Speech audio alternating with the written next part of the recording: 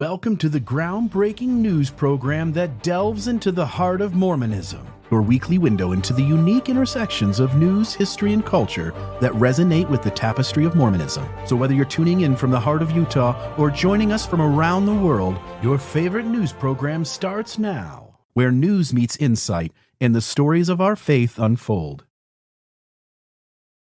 Welcome, everybody, to the Mormon Newscast. I'm Bill Reel. I am grateful to be joined by our other three co-hosts on this production. We've got Rebecca Biblioteca. Rebecca, hi, everybody. How are you? Good. I'm great. Thank you. Excellent. Radio Free Mormon. How are you? Good evening. Excellent. And John DeLynn. Hey, Bill. Hey, guys. And gal. Awesome. Yeah. Awesome. Glad to be with you folks. This will be another exciting opportunity to share with you the news going on in kind of the Mormon arena, Utah, and the world at large. And we're going to cover several stories tonight. I know that there's been a lot in the, blogger knackle, the Mormon kind of arena of podcasting and content creation, TikToks and shorts. There's been a lot going on with folks who are on the conservative side, sort of disturbed by the church's approach to those who are transgender and to the homosexuality issue. And there are folks on the conservative side who see the church sort of shifting, and it makes them really uncomfortable. And so we'll lead with that story, but we've got other stories tonight too. And I wonder if I can just give maybe 30 seconds to each of you to share some of the things that folks can sort of expect to come out of tonight's program. Rebecca, let's start with you. Yeah, I am doing sort of 3 different articles that all have to do with the world of art. I got to dust off my art history degree for this one. So we're going to be talking about an address that Elder Bednar gave at a BYU devotional. We're going to be talking about a new way to perhaps imagine what Jesus Christ looks like, and also a beloved mural at BYU Hawaii that may be going away. Yeah. And Radio Free Mormon. What I'm going to be talking about is the church handbook and what it does and does not say regarding its current policy and position on transsexual members. Yeah. And there's a facet of the video we're going to play here in the beginning that I did that I think, John, you've been sort of thinking about as well, and I'm excited to kind of get your 2 cents on. But not only is there this issue with the conservative Latter-day Saints sort of being disturbed by the church's shifting, but there's kind of this debate about doctrine and what doctrines have changed and which ones haven't, that sort of gives the conservative member to go like, no, if something changes, it all gets scary and something's wrong. The brethren have to be off track. And I'm really excited to get your point of view there. But anything else from your mind tonight in terms of thoughts you've got regarding tonight's show? Okay, then let's jump in. Sweet. Let's jump into it then. Let's go to the very first video. And this will be a little bit longer than the ones I've done in the past, but folks, I hope that this sort of explains kind of what the big story is going on in Mormonism. All right, let's roll it. Only a few years ago at the BYU Women's Conference, Jessica LaVere Mendoza Haynes was introduced by First Counselor Sharon Eubank, and she shared her unique perspective on embracing diversity and her personal identity within the context of the LDS Church. Haynes openly identifies as queer and views this aspect of herself as an eternal part of her identity. She emphasizes the importance of self-acceptance in asserting that she is perfect just the way that she is. As the church youth leader, Haynes takes on the role of teaching inclusivity in love to the young women under her guidance, encouraging them to use preferred pronouns. In her social media post, she has expressed that her personal revelation about her queer identity takes precedence over certain aspects of the family proclamation, which she views as a document crafted by men, and she publicly promotes her views. In recent weeks, we have seen the LDS Church call Patrick Kieran as an apostle, a man who has the reputation of being more liberal and inclusive than how the top 15 are seen collectively. Also, the church hired as its top PR spokesman Aaron Sherinian, whose public allyship with those of the LGBT community is well known at this point. In addition, we are seeing instances where the top church leadership seems to be ignoring their own policies and doctrines in favor of acceptance and inclusivity. One such example is recently where the First Presidency gave approval for a transgender woman to join the church, admitting her to baptism and onto the records of the church as a female, ignoring the very thing that has gotten members who transitioned excommunicated only a few short years ago. You know, and I noticed some of the questions were, what does your membership, I mean, as you just said, like, I even have it right here, like it says female on the membership tools app. Anybody didn't listen to the first podcast, this was not a one-off with some missionaries that went rogue in Arizona and just baptized you on the sly. Lauren was pretty clear that she had a supportive mission president. This goes through the mission president. The new converts baptism goes through the mission president who needed to get First Presidency approval. You were taught by sisters because you're a woman. You were on the church and you received First Presidency approval for your baptism in a written communication to the mission president, the way that works. And you were came on the records as the church as female.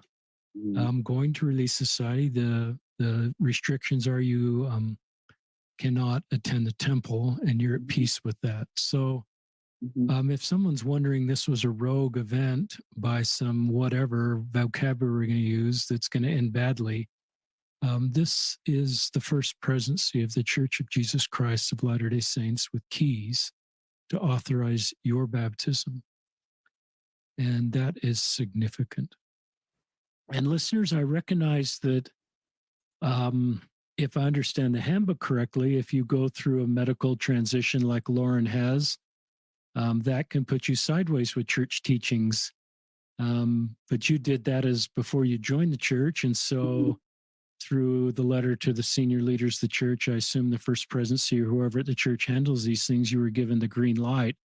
And so some may feel there's inconsistencies there. We treat investigators that have fully transitioned different than we teach our own members who feel impressed to transition or fully transition. This has led to a growing segment of members who claim to be confused, led by the content creators Jacob Hansen and Greg Mattson.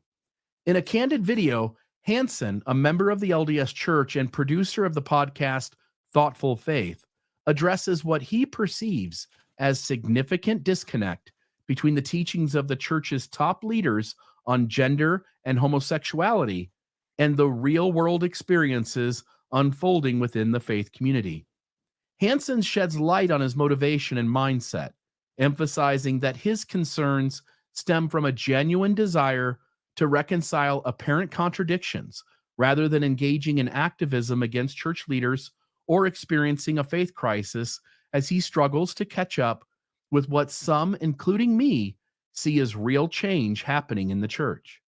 In this video, Hansen grapples with the challenge of reconciling the doctrinal positions of the LDS Church as taught by top leaders with the seeming tacit approval of top leadership that leads to the lived experience running contradictory to those doctrinal teachings, specifically in regards to homosexuality and support for transgender individuals. He articulates that his motivation is the need for open dialogue and consistency, seeking understanding and coherence within the teachings and actions of the church. And he addresses those accusations of activism or wavering faith. Hansen assures us that such assumptions are premature, that he is neither trying to create a new wave of people antagonized towards the church leaders, nor is he losing faith, being conflicted, as he sees an apparent shift in the church away from its conservative approach to these issues. It's that things happen that seem to contradict what's being said in general conference, right? And the official teachings of the church. And so some people have kind of characterized, well, oh, is Jacob engaging in activism against the church? Or, oh, he's like, he's totally conflicted and he's losing faith in the church and the brethren and he's all confused. And it's like, you guys know I'm not. Hansen then takes a moment to clarify his true motivation behind addressing the apparent discrepancies within the LDS Church. Contrary to accusations of activism or a faith crisis, Hansen seeks to convey a deeper concern rooted in the confusion, contention, and division he perceives among members. Opening up about the complexities he and fellow members face, Hansen articulates the challenge of navigating what he sees as inconsistencies in applying church doctrine and gospel principles. His primary aim is to initiate a dialogue within the LDS Church to provide clarity, allowing members to experience greater stability in their faith journeys. Hansen emphasizes that his intention is not to undermine the teachings of the church or cast doubt on its leaders, but rather to seek a harmonious alignment between doctrine and practice. He passionately expresses a desire for the church to offer clearer guidance, recognizing that this would not only alleviate confusion, but also reduce contention among members who grapple with the differing interpretations of the teachings and actions of the church. Hansen seems to be pointing to the significance of unity within the body of Christ. He contends that resolving the existing confusion is crucial for achieving unity in reducing contention and division, regardless of the outcome. Whether the teachings prove true or the actions indicate a shift towards truth, Hansen's core motivation is to end the confusion, to lessen contention, and to foster unity among the saints. What I'm seeing is that, are we as members of the church contradicting what the brethren are doing? And are things being done even at the official level that seem to contradict things that are said? And so there's a lack of clarity, and that lack of clarity creates confusion. And confusion breeds contention and division. But Hansen unveils a surprising revelation that adds a new layer to his narrative. Despite his earlier emphasis on seeking clarity and unity within the LDS Church, Hansen candidly admits that if the church is indeed undergoing significant changes, especially in the core doctrines around homosexuality and someone being transgender, he may no longer see himself as a member. Hence, if change is actually happening, he is in fact having a faith crisis. Contrary to his previous assertions of wanting to end confusion and division for the sake of unity, Hansen acknowledges the potential for a fundamental misalignment between his personal convictions and the potential evolving direction of the church. He grapples with the notion that should the church deviate from what he considers the core doctrines that are central to his belief, that remaining a member may be untenable for him. This revelation introduces a profound tension within Hansen's journey, challenging the narrative of purely seeking unity and that he is, in fact, not having a faith crisis. Given in general conference, in word, right? But there are institutional things that are happening underneath that BYU professors or books at Deseret Book that don't seem to align with that, and that there are people who, because of maybe some of the mixed messaging, are then going out and saying, hey, this is what's going to happen. It's all going to change, right? The church is eventually going to get there. It's just a matter of waiting for these old guys to die off, and then there'll be a whole new church. And now, if they're right and I'm wrong, I totally see where they're coming from. Okay. And I won't be a member of this church at some point because it obviously is not something that will stick to certain core doctrines. In examining Jacob Hansen's concerns about the LDS Church's alleged deviation from core doctrines, it becomes evident that his focus centers on specific issues, particularly those related to the church's stance on homosexuality and transgender individuals. However, it is essential to acknowledge that the church has undergone significant doctrinal shifts throughout its history, and that core doctrines have changed repeatedly over its 200 years, and the concerns raised may reflect a selective perspective. A critical examination reveals a multitude of core doctrines that have undergone substantial transformations, as well as other doctrines that maybe would be perceived as less core. But examples include free agency being redefined and labeled moral agency, plural marriage as celestial marriage, shifting to monogamous temple marriages as celestial marriage, the end of polygamy after ensuring the saints that it could never end, that you can no longer get a planet when you were once assured that that was the very purpose of exaltation, that oral sex was bad and then it wasn't, that the restoration was near complete and that now we are only in the beginning of an ongoing restoration, that birth control was contrary to the teachings of the church, and today couples are free to decide for themselves without the negative stigma, that masturbation causes a person to be gay, and that today the teaching has disappeared, that interracial marriage was sin, and now such has been disavowed, that people of color were less valiant and cursed, but such has been disavowed as well, that Jesus and God were polygamist, but such teaching is no longer taught, that Adam was God, and now he isn't, that Joseph Smith's Bible translation was a restoring of the Bible to its original form, but today is simply a flawed Bible commentary, that temple ordinances couldn't be altered until they were, that garments had supernatural protective powers until they didn't, that Joseph Smith understood the Adamic language, and Jacob Hansen himself admits that Joseph Smith actually couldn't read Adamic language.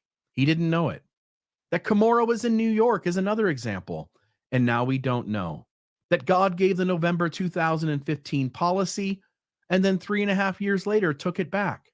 In concluding, it's important to note that the LDS Church has navigated a complex history of reversals and abandonment of lots of past doctrines, many of them core, challenging believers to adapt to changing perspectives all the time. The key takeaway is that every teaching, policy, and doctrine has evolved in one way or another, challenging the notion that changing doctrines, even core ones, is inherently problematic. Perhaps, in grappling with these particular changes, conservative believers might consider that maybe for you, it has never been about whether leaders were wrong over and over in the past, or whether doctrine changes as it does all the time, but rather maybe a reluctance to acknowledge that it's the doctrines that are important to you that are changing, that to change with the church would require you to acknowledge that a part of you was wrong about how it defined another human being in ways that made them less than or not acceptable. Mic drop. Yeah. So let's touch base on the main part of the story here first. So with the perceived mixed messaging that many are noticing, I think all of us on some level have been talking about this or have covered it. What do you think is really happening behind the scenes? Any thoughts on whether you want to guess or whether you want to say, hey, there's no way to know? Let's start with you, Rebecca. Any thoughts on kind of the story that's going on in the background of all the Latter-day Saints being confused? If you mean the story from the top, I think I said last week or even the week before, since we've been touching on this a couple episodes, that I wasn't exactly sure if church leadership understood the background of our, new church spokesman. And I can only imagine that now that they could not possibly have foreseen what this would put into motion. Just all the complex issues, all the dialogues that are being had, all the podcasts that are coming out. I don't know if they exactly know what to do at this point. I try to put myself in their shoes and think, how would I handle this? But I do know it's very interesting. I had the chance to podcast with Jacob Hansen and Greg Mattson, who had also put out a video about the confusion of perhaps the more Orthodox right-wing side of the church. And I keep saying this, there are two churches in my mind. There's a more progressive church and a more right-wing Orthodox side. And with no direct direction from the top, they are both left very confused, depending on what the situation is. And I thought it was interesting in my podcast on Steve Pineker's Mormon Book Reviews with Greg and with Jacob, they both said something that was very similar to, I think, what post-Mormons, sort of the situation they find themselves in. Steve asked them the question, question, if the church were to change its policy officially and finally say something from the top about same-sex marriage, where would you stand? And Greg said, I would remain in the church, but I would try to make a change from within, which I thought was very familiar. A lot of, people who are sort of gravitating away from Mormonism, that's what they ought to do, to stay in, to try to make a change. And then Jacob said that he would remain in the church, but he would no longer sustain, I think he said the prophet or the brethren, maybe just the prophet, which again is very interesting to me. So it's definitely making everyone on all sides face some harder questions, I think. John, do you think we're in the midst of some significant changes happening in the church on these issues? I do. I absolutely do.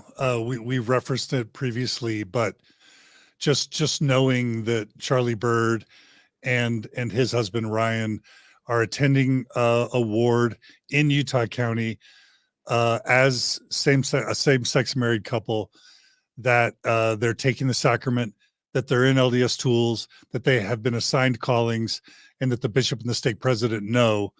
And now I'm aware of at least 5 to 6 other couples around the United States that are same-sex married and are active in their wards, taking the sacrament, fulfilling callings.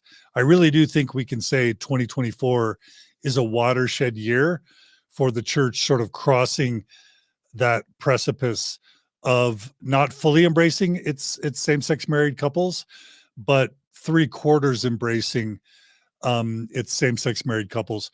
I think the only thing the church has yet to do is allow temple recommends for same-sex married couples, and of course amend the Mormon temple ceremony to allow for same-sex marriage in the temples. And that may be decades off, I don't know, but I think we're absolutely in the middle of a watershed moment for the Mormon church. And I, for one, celebrate it, if for no other reason that they're, I don't know, 1/10 of Mormons are LGBTQ, 15%, maybe 20.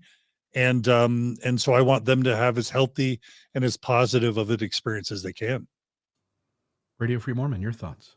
I guess there's two possibilities here, Bill. One is that the church knows what it's doing, and the other is that the church does not know what it's doing. Now, certainly, the idea that the church doesn't know what it's doing is a distinct possibility, but it does not lend itself to a lot of examination, right? It's just what it is. However, if the church does know what it's doing, then it's possible to see this as giving one message from the pulpit and then doing other things in other areas in the form of trial balloons to see how the membership will react. And based upon the reaction that I'm seeing, at least from Jacob Hansen and Greg Mattson, by the way, their videos that they're doing on these issues are hugely watched. Greg Mattson dropped a little video, it's like 20 some odd minutes this morning, about some anecdote that somebody had posted about teaching transgenderism in primary, I think it was. That was dropped about this morning. It's got around, it's over 13,000 views. It's probably about 15,000 by now. So these voices are representing, I think, a lot of people in the church. And if the church is paying attention, once again, if they know what they're doing and they're paying attention, then they're seeing what these trial balloons are doing to their rank and file membership. I don't know what the future holds. All I know is that the past is the predictor to the future, and the past has showed me that the church will usually make the worst possible decision at any juncture. In fact, their decisions are so bad, I couldn't even have conceived of such a bad decision, and then they make it. So I'm going to hold off on my bets on whether this is a trajectory that's going to continue or whether it's going to go off a cliff. Only time will tell, I think. Yeah. And I just wanted to get one more thought. You and I were talking on the phone earlier, RFM, and I think the two of you will appreciate this as well. But for the conservative member, they are perceiving sort of a contradiction from what is taught from the stand, what is said in the handbook, what is said at General Conference by Elder Oaks and others, and then what the church is doing in the present moment and how it's operating. And I'm just curious if you guys think the church can just ignore that, or does it have to step forward and on some level, in some talk somewhere, sort of straighten out what it's doing and explain to the conservative members what this path is? John, your thoughts? Yeah, that's the part that's most difficult. Is we know how the church does these things. We know what the church doesn't do. It doesn't, like, all of a sudden one day realize it made a mistake and make a formal announcement over the pulpit and say, "Hey, everyone, we goofed. We got it wrong. We're making a change. And now we all taught and believed and practiced X, but now we're doing Y." We know that's not what the church does. What the church seems to do is they I don't want to, this sounds indelicate, but they tend to speak out of both sides of their mouth. They speak one way in general conference, and in the end sign and to the internal audience, they start speaking differently to the public. They start, giving more friendly messages in this case of LGBT people to the public. And then they allow these pockets within the church of progressive movement, and they just wait till enough of the membership dies, and they stop teaching the hateful things that they know aren't going to be able to persist. And so they go quiet, they stop teaching, they let the culture be confused for years, if not decades, where people can believe almost anything, and they're trying to arbitrate it themselves while they teach the members, no contention. And then slowly, 10, 20, 30 years later, all of a sudden, no one remembers who Bruce R. McConkie was. Nobody has a copy of Miracle of Forgiveness anymore. And the members can say, "We never taught that. We never believed that. We never practiced that," like the oral sex declaration that you referred to in your video. So that's the way the church seems to handle change. Yeah. Rebecca, any thoughts from you? Yeah, I agree. And I also have to say, Bill, that list was amazing. I've wanted someone to make a list like that of things that they have gone back and forth on. And I think I need a copy of that. But I've always said, like I just said, progressive on one side and the more orthodox conservative, and no word from the top. And in the meantime, these two groups are in silos, living their best life within the church. And there's everything from the top and from everywhere else that they can make fit into their paradigm. So they really do think that they're living what they consider the gospel, the doctrine. And the church works very hard at not saying anything that will alienate one side or the other. And I think we saw that in COVID. And I've said this before, that's a time when President Nelson took a stand on something, masks and vaccines, that was very polarizing, more than I think we've seen anything else ever be. It was a time where I saw a TBM family member who follows the prophet to the letter say, "Well, that instruction was just his opinion." I couldn't believe it. I had never heard this person say anything like that before. But in this case, where it went against everything that she believed in her nice little conservative silo in the church, she was not going to have that. That was just an opinion.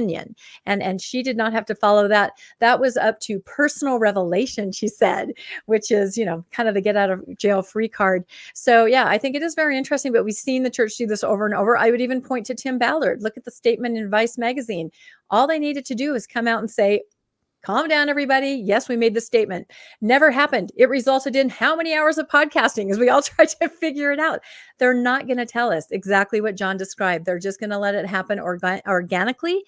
In the meantime, that's very harmful to individuals and families trying to sort out what has happened with the roulette situation, which is what it leads to, with no direct interpretation or instruction from the top. And then I want to ask, RFM, I want to ask you something else. Then I've taken way too long in this segment. I want to move on. So to you, it seems as though Greg and Jacob are claiming that if the church changes here, that means something to them. Like, hey, we can't do that. Right. And yet the church has changed on so many things, as we just pointed out. What do you think's going on there? What is it that's really bothering them? Because it doesn't seem like it's really that doctrine's changed. That doesn't seem to be the issue. No, it's that this doctrine seems to be changing, and they're very emotionally tied to this doctrine. They feel perhaps as much or more than any other doctrine, this represents the LDS Church, and certainly the LDS Church in this generation.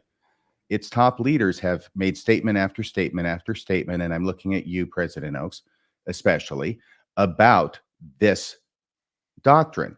So yeah, they have a very legitimate reason to be questioning, to be confused. The church is, I think, if not intentionally confusing people, they're knowingly confusing people. And I think that's just as bad. I think it's clear to everybody that the church is not practicing what it preaches at this point. That's the confusion.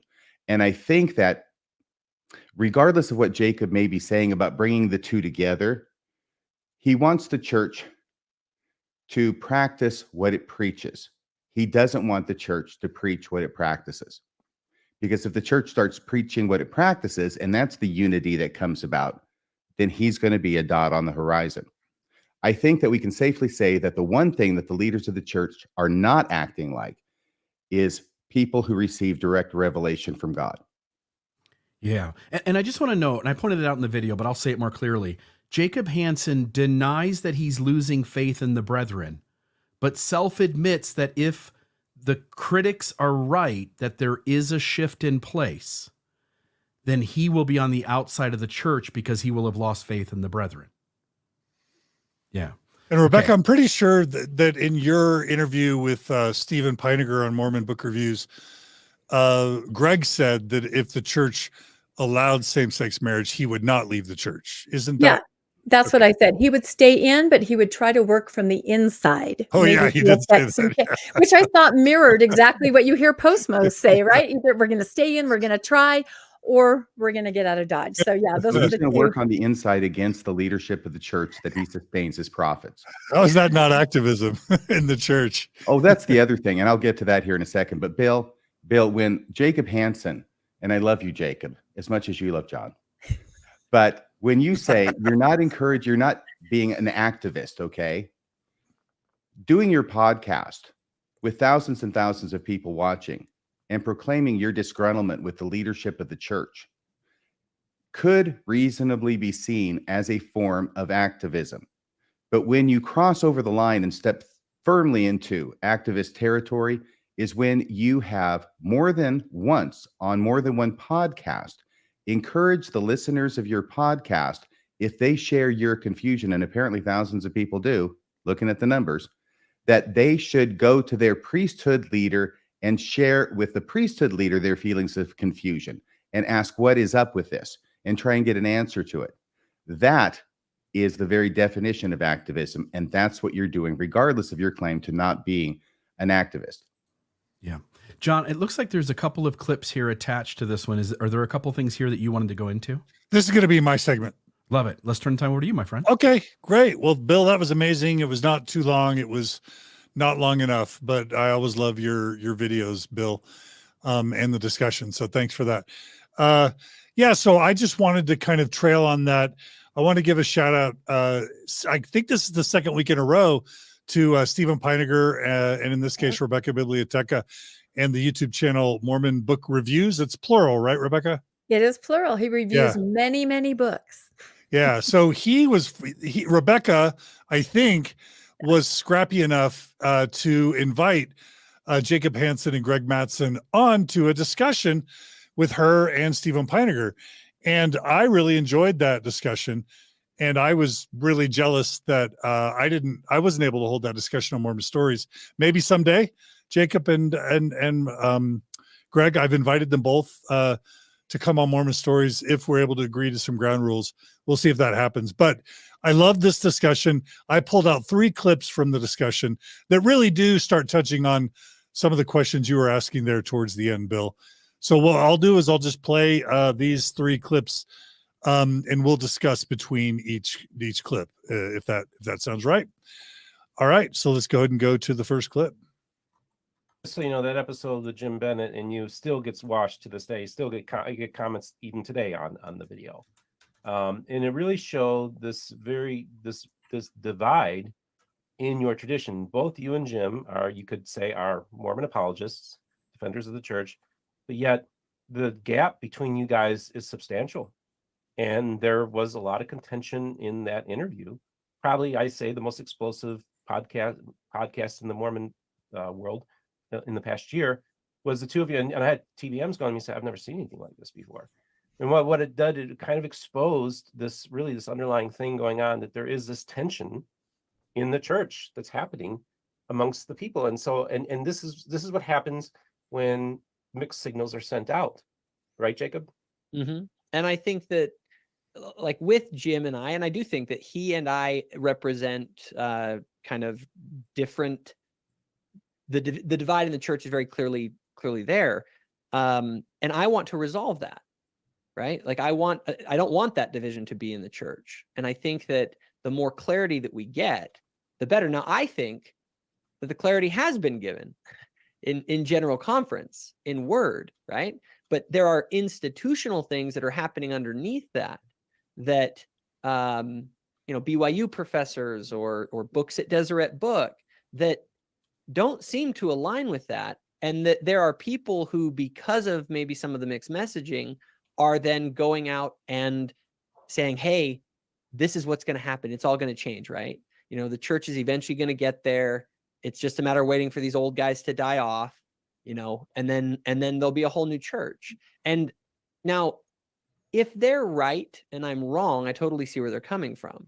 Okay. And I won't be a member of this church at some point because it obviously is not something that will stick to certain core doctrines. On the other hand, if they're wrong, which that's where all my confidence is in that they are wrong, this is not going to change. Think about how harmful that is. You're telling people to basically, as Greg has well put, they're placing their faith in change instead of placing their faith in Christ. And you're essentially misleading these people so that they think that something is going to happen that isn't. And that's not what we're supposed to do in the church. Like, it's just not. So I wanted to first ask you all, what do you guys think about this idea that Jacob's saying that it's wrong to mislead the membership? The progressives shouldn't mislead the membership to make them think that change is going to happen, to put their faith in change, as Jacob says, and that's misleading because this stuff isn't going to change. My question is, how does Jacob know, given that big old laundry list that you just shared, Bill, of all the things that's changed? How is it not just as problematic, if not deceptive, for Jacob to say that change will not happen? And it's almost as if he's shutting down the restoration and one of the core themes of the restoration, which is continuing revelation. Rebecca, why don't you start? Yeah, that was a really interesting interview. And if you look at my face, you can see me in the interview just going, But no, I agree with Jacob and Greg in saying that at the top, by not saying anything, they're misleading both sides. Of course, the progressives may be wrong, hoping that it will change, but equally so, the people that are more conservative can be wrong, that it will never change. So either side, both sides are being harmed. And that's sort of the disservice here, because like I said, we're both in a silo, both sides of the church, the progressive and the orthodox, and both of us can find evidences from the top and actions of leaders that lead us to believe that our point of view is accurate and our version of the future is what's going to happen. So everyone is being harmed by the complete lack of anything from the top. No instruction, no information. Yeah. RFM? Yeah, I will just say that my mom used to tell me that actions speak louder than words. I think everybody's heard that. I think everybody recognizes that's a truism. But what Jacob and company seem to be saying is that words speak louder than actions. I'm going to believe what they say. I'm going to ignore what they're doing. And I think that probably has things pretty well 180 degrees reversed. I think that sooner or later, what's going to happen is that change is going to come. Oh, yes, it will. Absolutely. Bill? I don't get his beef. He has a problem with members of the church unknowingly misleading members if the church isn't going to change. But this is the same church that misled the government in 1890. It misled its members in 1890. It told everybody that polygamy was going to stay around. It took a bunch of the saints and commanded them to go to Canada and Mexico and various places in the U.S. to keep the principle of polygamy going, and then abandoned those people a few decades later when they decided on their own, like, you know what? On second thought, it ain't coming back. The church, has a pattern of misleading us on at least 1,000 occasions. If you gave me 2 weeks, I could come up with 1,000 of them where the church has misled its membership, misled the public, misled the U.S. government. And it misled the U.S. government as recently as the last few years. Yeah, with the SEC scandal and the fine that it had to pay, which came from the very top of the LDS leadership hierarchy. And that was part of misleading its membership. It misled the government in order to mislead the membership. So if Jacob Hansen's going to have a problem with members unknowingly misleading, Jacob, where the hell are you with the church having misled on so many occasions that they may not even be countable? And it's not just that. The priesthood and temple ban on Black people was signed as doctrine, I believe, on at least 2 occasions by the first presidency. Those who practice polygamy. What's DNC 132 called? The new and what covenant? Rebecca, tell us the new and what? Everlasting. It's not the new and stop it when it gets inconvenient covenant. It's the new and everlasting covenant. And of course, it wasn't everlasting. Whoever thought the temple ceremony would be changed so significantly? So it's not like, there's just a couple small examples to your point, Bill. History is replete with major changes and deceptions that it just makes me wonder whether these guys know their history at all. And at least with Greg, he strikes me as very intelligent, very thoughtful, even kind and compassionate. So I just don't get their confusion. Let's go ahead and jump to the second clip now, again, from Mormon Book Reviews. Without crossing the lines. But I do believe that there is an activist class within the church who fully want to do everything they can to prepare the church for the great revelation that's coming that will never come.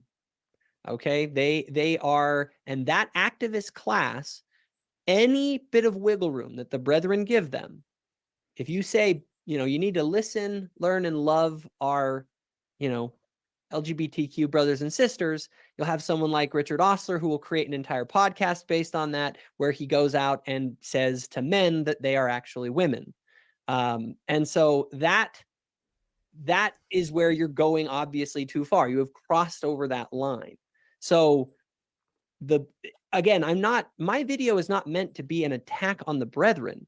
It's meant to merely show that there's a disconnect that exists between what the brethren explicitly teach and what is our doctrine, and what things that are happening in the church that seem to contradict that. So my next question to Jacob is, how does Jacob think, and Greg too, how do they think change happens in the church? Do they think literally that a prophet's walking down the sidewalk and all of a sudden God starts saying, hey, change that priesthood ban, get rid of that, or hey, get rid of polygamy? Let's start with you, RFM. How does, in your opinion, how does significant change happen in the church? In my opinion? What is it that you think moves the needle to make a first presidency in the Quorum of the 12 do a 180 on doctrines and principles? Public embarrassment. Exactly. By the way, I can't shake the feeling that if Jacob Hansen and Greg Mattson had podcasts back in 1977, they would be telling everybody that the church is never going to lift the priesthood ban because they have said that they won't, and we need to trust what they say. It's a core doctrine. And I don't want to hear any of the stuff about, it was only temporary. Yeah, it was temporary until every other race received the priesthood. And then sometime in the resurrection and maybe on another planet, the blacks would get their chance at it. Yeah, that's not a real temporary kind of prophecy. So I just want to say that I think that that's what they'd be saying in 1977. And then they're saying it now. So I just think that things are going to change. It may not be tomorrow. It may not be next year. But I think eventually they will be shown to be false prophets, as well as the leaders of the church. Bill, any thoughts on what changes the church? Yeah. Critics raise concerns. Members inside are swayed and start to raise a voice. The church does surveys and pilot programs. And then, as you pointed out, it obfuscates the issue for 2 decades. And then it tells you that nothing has changed. Meanwhile, the change has happened. Wait, did you do an episode about this, Bill? Aren't you referencing a past episode you did? In what regard? I think I remember you doing some episode about how change happens in the church. Well, we did an episode where we claimed to have had a source inside the church that would give us all the things that were going to change. And about, I don't know what it is, about a third of that list, I think, maybe even more, has come true. but actually there wasn't a source inside the church. Me and my boss sat around in a room and we said, hey, if we were to guess at what would change inside the church, what would that guess be? And we just laid out the list of, 15 things we thought would happen. And I think maybe 7 or 8 of those have happened. Yeah. Rebecca, what are your thoughts on changing the church? That's beautiful, Bill. Well, first, I think Bill can see around corners. I think he's the one that's a little more prophetic. But no, I agree with everybody has said. It's political pressure, it's money, it's culture. And when I first heard the phrase ongoing restoration, I knew that there was no end to the change. They can make whatever change they want in any area of the church because, unlike when I was growing up, restoration was done. It was always referred to in the past tense. It was the restoration had happened, and now it's ongoing. Anything can happen. Anything can change under this very, very wide net of ongoing restoration. Yeah. And it bothers me, his contempt for what he calls the activist class. And of course, Elder Corbett has spoken out publicly against activism against the church. I just want to ask these guys, how do they think change happens? How do they think positive change happens? If they think, again, that the prophet just picks up the bat phone and calls God, they're so naive and uninformed. I resent the contentment. Is that a word? Contempt. Thank you, Arfin. I resent the He's contempt that Jacob seems to have for, quote, the activist class, when really there's no other way for positive change to happen in the church except for like federal marshals seizing your assets and your property and putting your leaders in jail, or that does it quick, or threatening your tax exempt status. Like it's tax exempt status, imprisonment of your leaders, or activists that or the media that call attention to what you're doing. So I just wish he could see that, because it's pretty obvious that's true if you just read the historical record. Okay, final clip from these fellas. Thing, and the church doesn't have all the same objectives that conservatives have. It's just they just don't. Right? They are in a position of how do we strengthen the members and how do we grow and bring the gospel to the world. They have different objectives. And a lot of times people tie directly conservatism with the church, and I don't think you can do that. That's not the right thing to do. Now, is the church more conservative? Is the gospel more conservative? It is more conservative. Why is it more conservative? Because we believe in actual non-moving truths. And typically, if you're progressive, you're going to kind of say, hey, look, there's opening up here. We're going to open this up a little bit. And there needs to be some of that. We need to be able to check things. We need to be able to look at things and critically think about things. And conservatism kind of says, no, we're going to stick more with the status quo, which is usually what you want to do on core things, core doctrines. But you can't be stagnant either, right? Creation is a process. It's a growth thing. And so you do have to go open certain things up. But you do have issues on the right and I see this all the time. I have people falling away from the church that contact me and they have an issue with these decisions. But I would say, as Jacob said, the mixed signals are not coming from the pulpit, right? The mixing is not there. The mixing is from things that happen more on the corporate side or on the messaging side to the world as compared to what is given at the pulpit or found in the scriptures. And so for people that are worried about that and they're active, I always say, look, listen to what they say at the pulpit and read your scriptures. I mean, that is the message. That is the doctrine that you need to stick with. But expect to have more of these issues pop up, because I think there are going to be more of these issues that pop up. And there are people that are going to be a lot more progressive that are inside of the church and working in Salt Lake. And there are going to be different decisions that are made. So you better prepare yourself, because this is the tip of the iceberg, I think. And I think that, gay marriage, for example, within the temple is kind of that big thing of, are we going to move toward this? And so people that are activists toward that, they're kind of hoping for that and working toward that to some degree and talking about that. And those that are worried about it, not because they hate, but because they feel that those core things are at risk, right? That they've built on a framework of truth are at risk are saying, what's going on? You know, is this really, there's no real warning voice on this. There's no calling out of these things. And that's the strategy. And if that's what they think is right, then fine. But there's no real calling out of these new ideas and cultural changes that are happening currently. So let me ask RFM. Understand? He wants What to on really earth did he say. just say? What's that? That was so much word salad.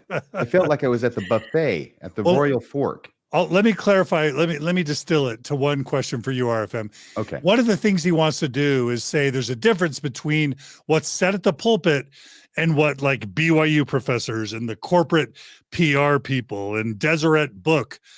You know, he wants to draw that distinction. So my question to you, RFM, is, and then I got one for Bill and Rebecca. How safe is it to rely on what's over the pulpit as doctrine based on your understanding of Mormon church history?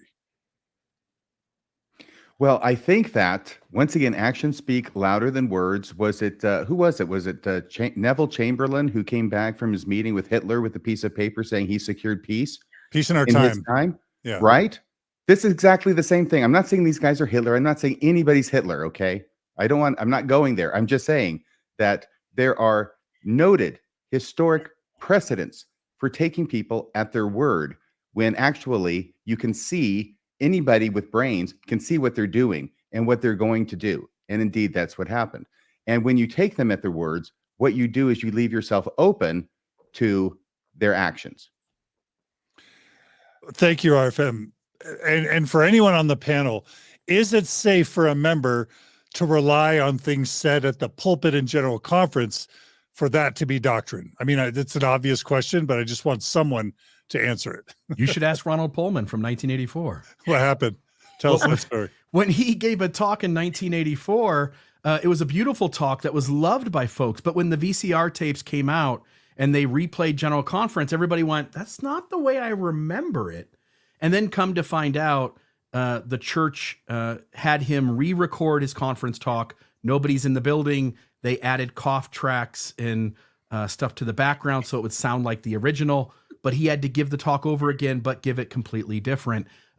Boyd K. Packer's talk was edited. There's numerous things that we can quote from general authorities in the past around polygamy or the race ban. Anything that a dead prophet says can be at any given moment trumped by a living prophet. Living prophets trump dead prophets. And that is the theology of Mormonism. It's dangerous to faith to think that doctrine is whatever. It's dangerous to Mormon faith to believe that whatever is said in General Conference is doctrine.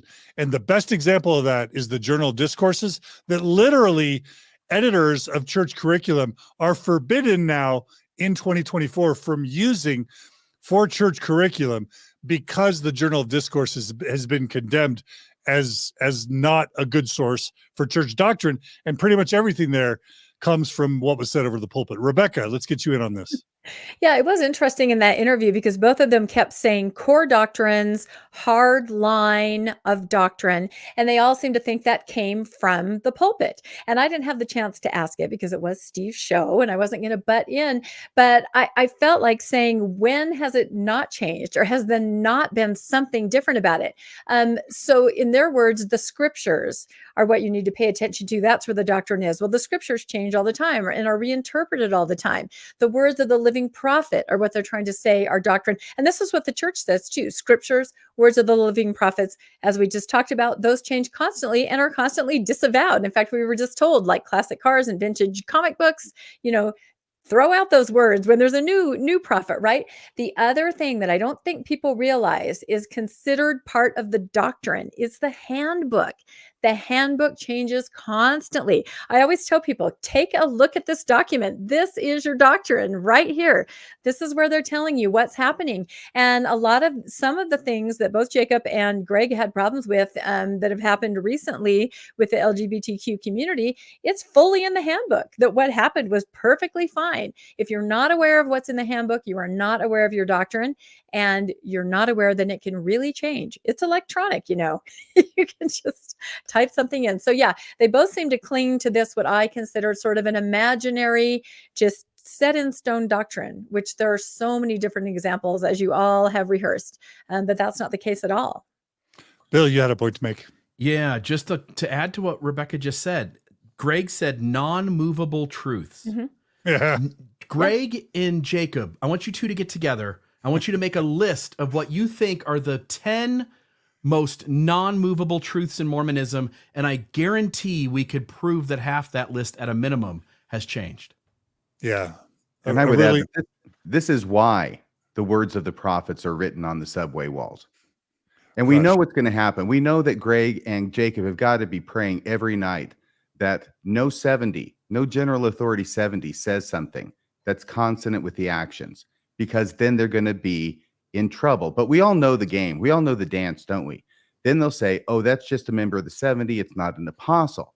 Then an apostle will say it, and they'll say, it's not an apostle. It's just an apostle. It's not the president of the church. Then the president of the church will say it, and then their response will be, he's just speaking as a man. Or he didn't say, thus saith the Lord, right? Yeah.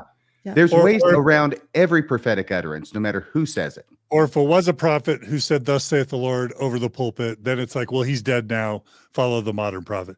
Yeah. What it comes down to is, how do you know what to follow? It's whatever the current prophet is saying at the exact moment. That's all you can follow. The other final thing I'll just say is that they want to sort of like carve off BYU and the Deseret book and corporate messaging, as they call it. That rogue Sherry do.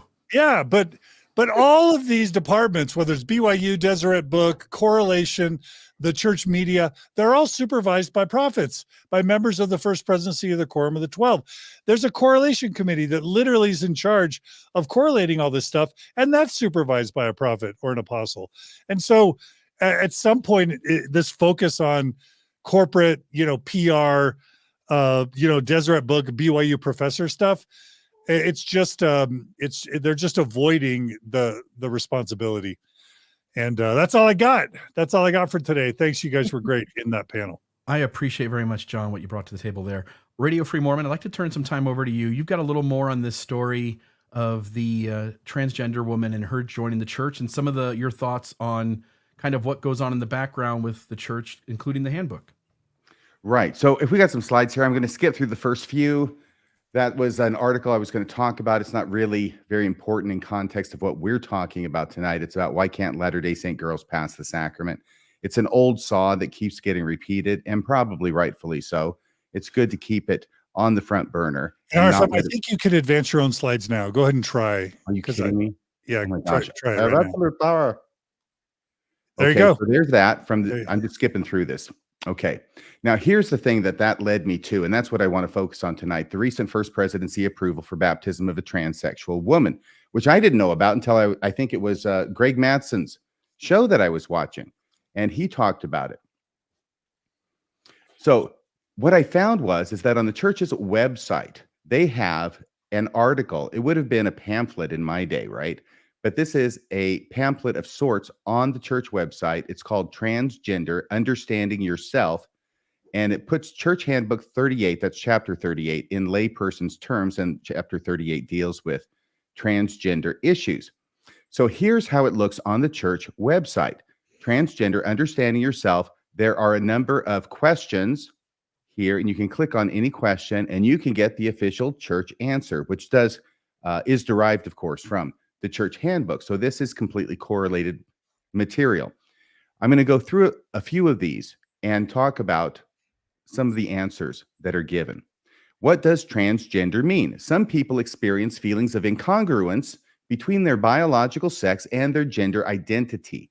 As a result, some people may choose to identify themselves as transgender. So they are putting forward the church's position on what it is that causes transgender feelings. Second thing, does God love me? Yes, God loves you, just not as much as the other people in the church who aren't transgender. And it goes on with all these quotes about how God loves everybody. Okay. How does the church define gender? This is where they put this. I think we all know this. Gender is an essential characteristic of Heavenly Father's plan of happiness. The intended meaning of gender in the family of proclamation to the world is biological sex at birth. Now, this is only minorly interesting to me, because if the family of proclamation to the world were considered to be scripture, the definition of gender as used in that proclamation as the biological sex at birth would be considered a gloss on the text.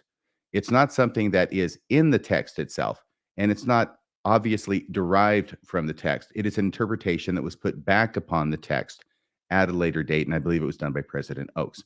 Okay, but we know that that's the church's position, that gender means biological sex at birth. What is the church's position on transitioning? Church leaders counsel against elective medical or surgical intervention for the purpose of attempting to transition to the opposite gender of a person's birth sex reassignment. Leaders advise that taking these actions will be cause for church membership restrictions. Now, John, a number of years ago, I remember you had an interview with a lady who had been a transgender woman.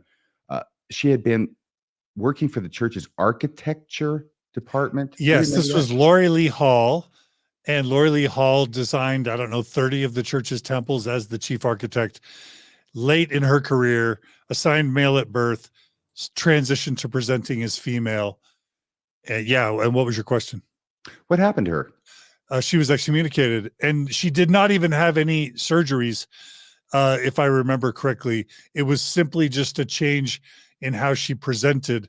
Social presentation. Yeah. What the church would call social transitioning. I don't know if that's a wider definition that's accepted, but that's what the church calls social transitioning, as opposed to surgical or medical, right? That's right. But she was excommunicated. Now, if That's you right. look at the church's handbook now, and I'm trying to understand it, and I'm trying to understand the church's position, which I think is the right thing to do when we're reading from their handbook, it doesn't appear that membership is on the table anymore as far as getting excommunicated for any kind of transsexual or transgender, whether it's social or medical or even surgical.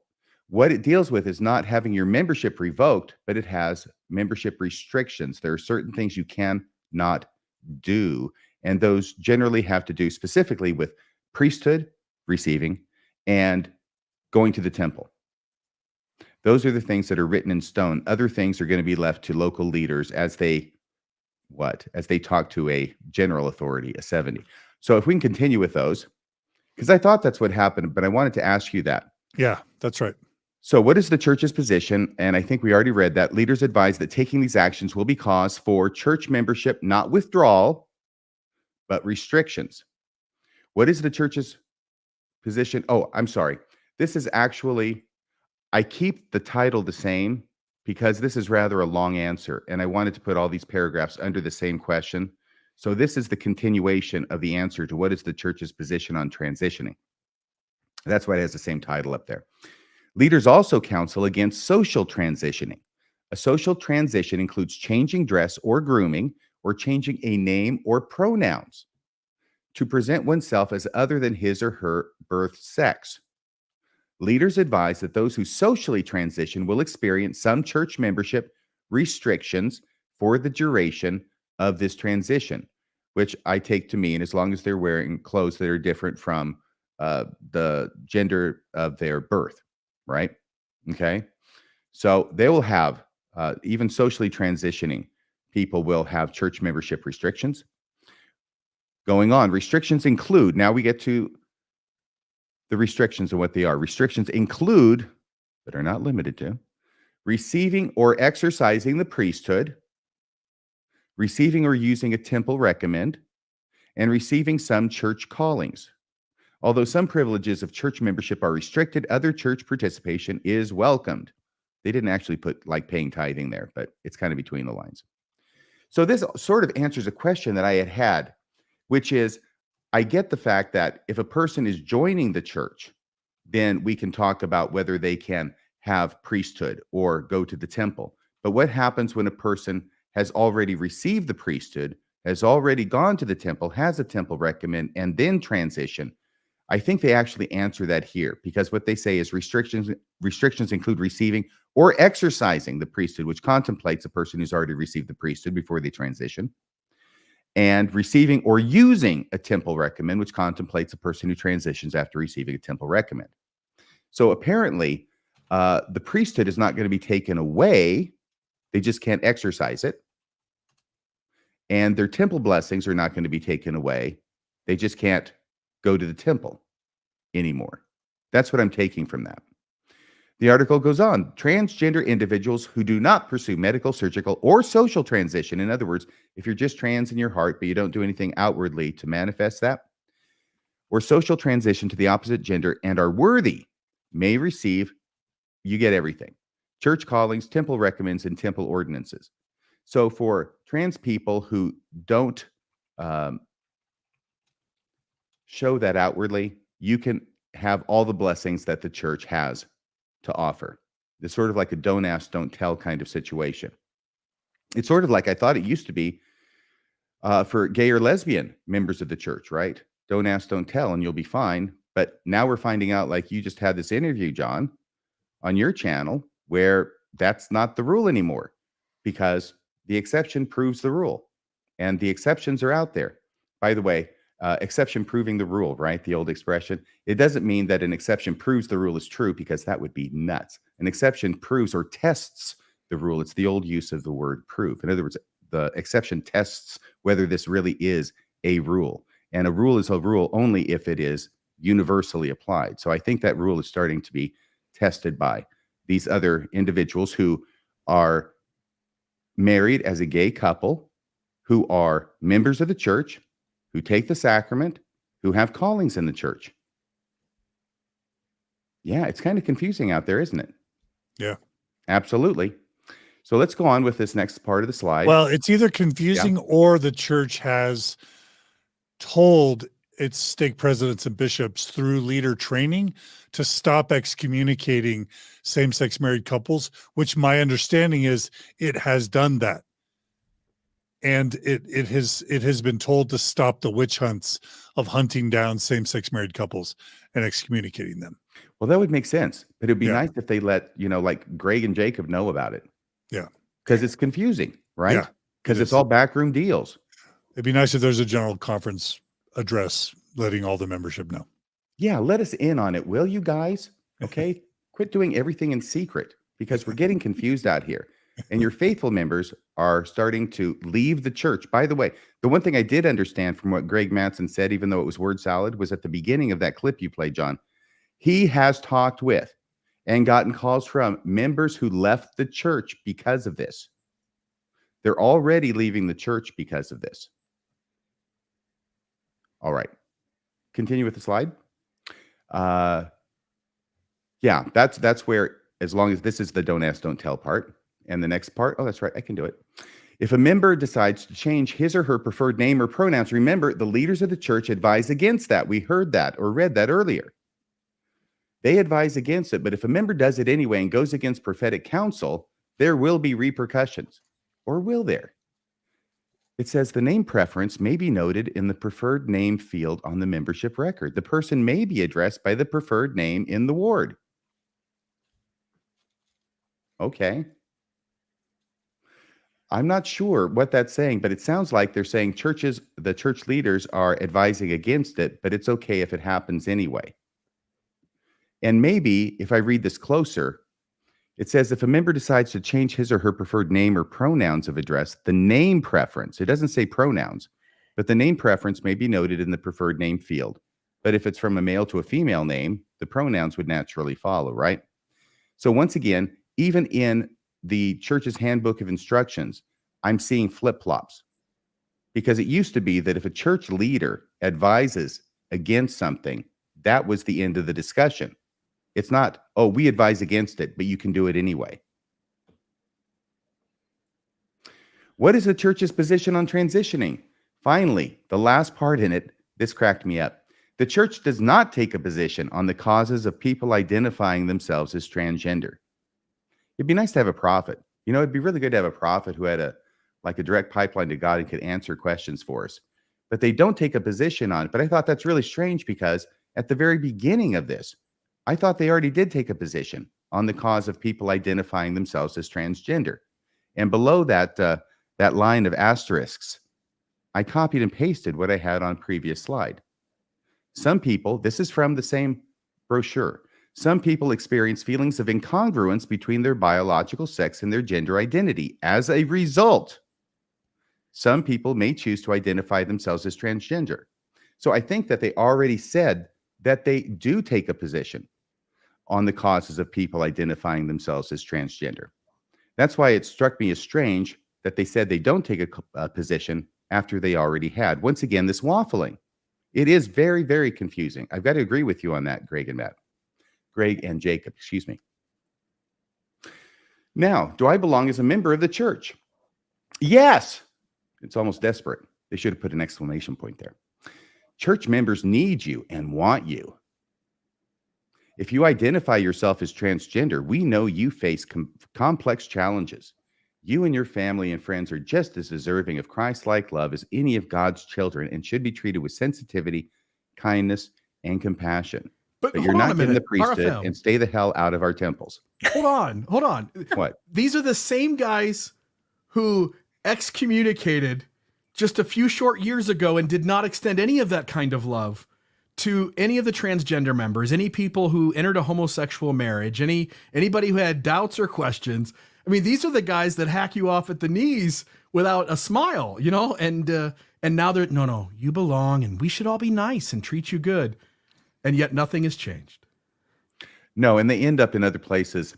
Once again, obviously blaming the members for not being accepting or tolerant enough of transgender people. It's all the members' fault, not the leaders' fault. Always. Can we go up there? I know there's so much to comment on. I'm almost done, I think. Yes, you definitely belong as a member of the church if you're transgender.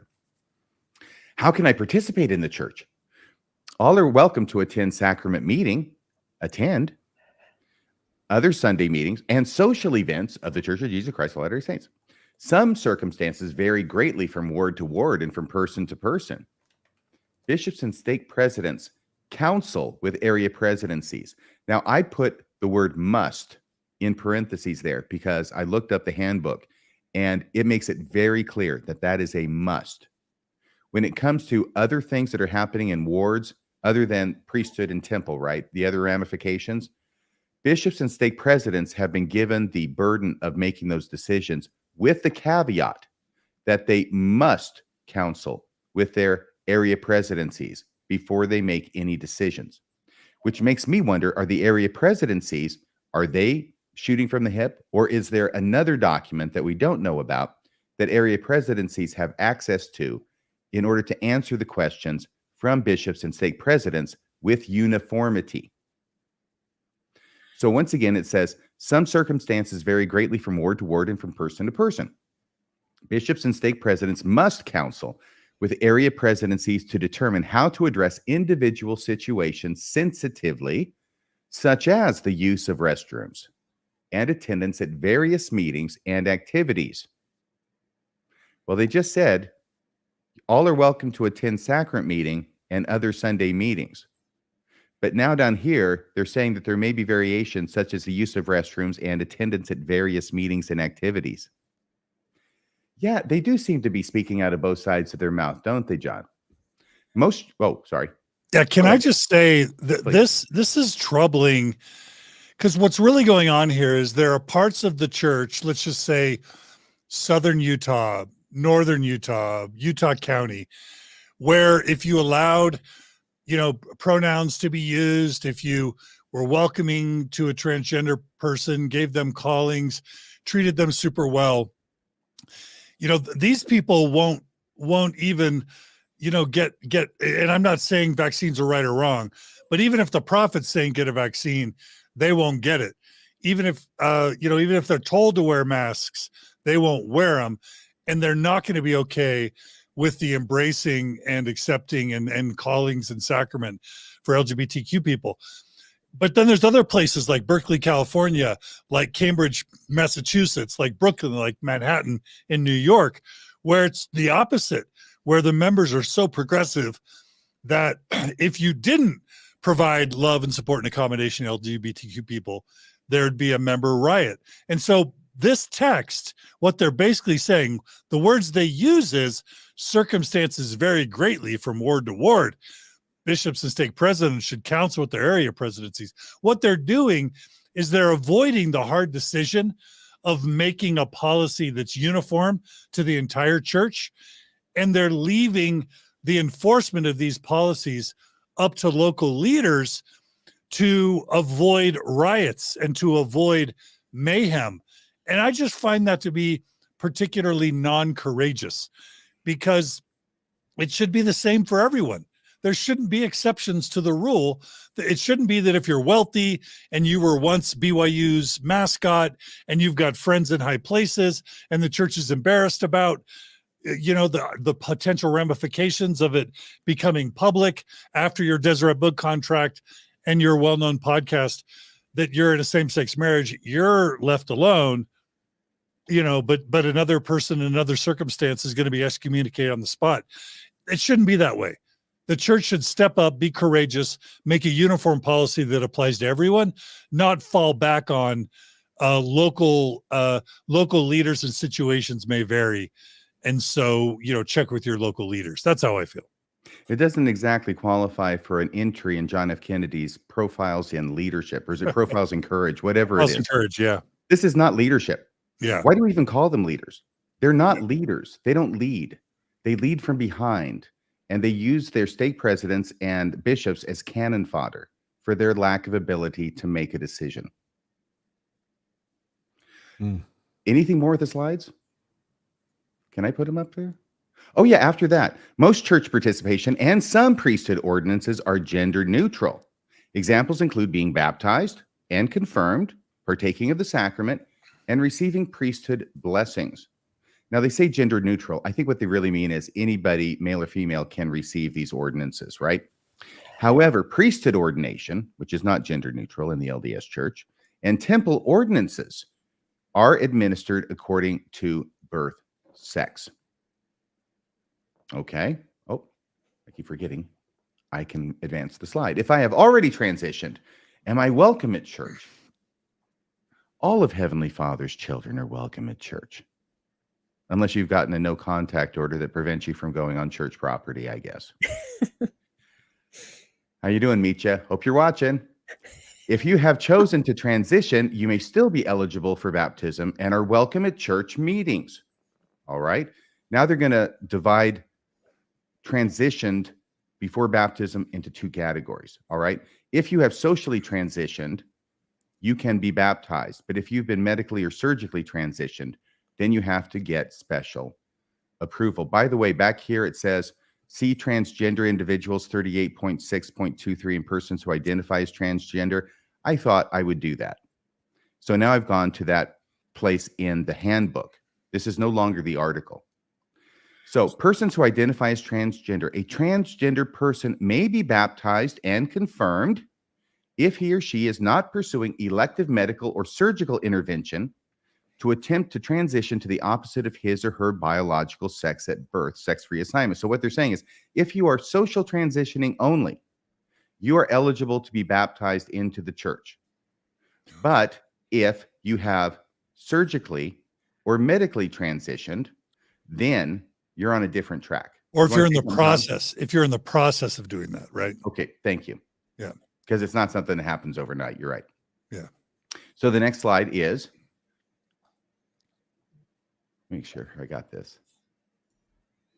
Yeah, it says mission presidents should counsel with the area presidency to address individual situations with sensitivity and Christ-like love, something the LDS Church is known for. So it goes on now. Persons who identify as transgender, a person who has completed sex reassignment through elective medical or surgical intervention must have first presidency approval to be baptized. And that's what happened. That was what, was it David Osler was talking about with that that person he had on the show. I think her name was Lauren Horigian is how it was printed there. So yeah, that is exactly what the handbook states, is that she wanted to be baptized. She had gone through apparently medical and or surgical transitionary procedures. And so they said, okay, she wants to be baptized. They petitioned to the first presidency. The first presidency signed off on a letter and says, go ahead and go for it. And she was baptized. Now, I think that she was baptized with the understanding that she could not have the priesthood. Of course, she's in a situation where Her birth gender is male and she's transitioning to female. So she's transitioning out of the category that could have held the priesthood anyway. But she's also, regardless of the transition, she's signing off to saying, I'm never going to be able to go to the temple as long as I maintain this kind of position or transition. Okay. And the next thing, the mission president may request this approval if he has interviewed the person, found him or her to be otherwise worthy, and can recommend baptism. That would be like everybody practically, who gets baptized. The person will not be able to receive the priesthood, a temple recommend, or some church callings, which it doesn't say which church callings, but it makes me wonder if that's on my hypothesized secret document that's held by the area presidencies. However, he or she can participate in the church in other ways. I think that I can imagine that one of those callings that Lauren would not be able to hold would be Relief Society president, or perhaps Young Women's president, or in the presidencies. I don't know, but that would make sense looking at it from the church's point of view and knowing from what they have written that there are some church callings that they won't be able to hold. Are God's promised blessings available to me? Yes. When you die. When you die and you're fixed, then you can have all the blessings. I'm sorry, I was actually interpreting that. That was my gloss on the text.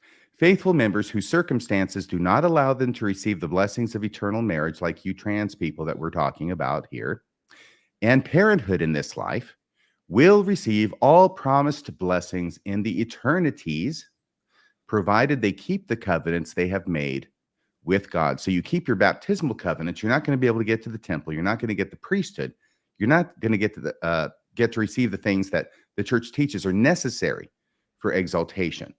But if you're faithful to your baptismal covenant during the course of your life, then you'll be changed in a twinkling, and you'll be able to receive those in the hereafter, and all will be well. It's better than those of us who get the smoothie. There is that. The TK smoothie? TK smoothie. And then it says Rebecca. So, Yeah. hey, let's go back there. Says my name. It says your name. Why is your name in a church publication? That's what I want to know. I cannot imagine. It must be the strengthening the church members committee. So I was making a lot of comments as I went through there. And I know John was throwing in from time to time. Rebecca, do you have anything? I think that was signaling me to go to you and ask for your comments. It was a prompt. I inserted that slide. So no, I'm glad that you read about the variations in the handbook. Again, I am all about the handbook. You can spend a whole day reading through it because those variations, again, are sort of like roulette. You're right. What is the area presidency going to say? Is your bishop or stake president even going to check before they do something? I will give you an example of a friend of mine that I interviewed on Stephen Pineker's show. Again, Mormon Book Reviews. We are just talking about you, Steve, nonstop.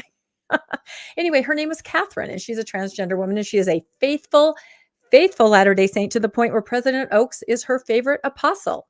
And she fully sustains the brethren, and she wants nothing more than just to attend church.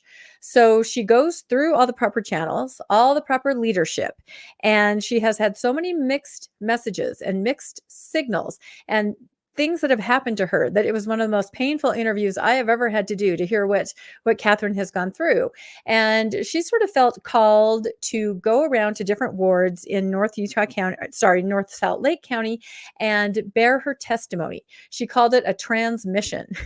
Now, she was not bearing a testimony of anything to do with anything that people might be uncomfortable about or something. She was simply bearing her testimony. She's an extremely faithful Latter-day Saint.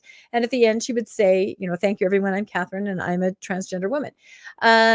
So she said she was met with so many different reactions. She would have bishops or bishops' wives and families come and embrace her in tears and say it was beautiful. She would have people say in the foyer, I know who you are, and you're not coming in.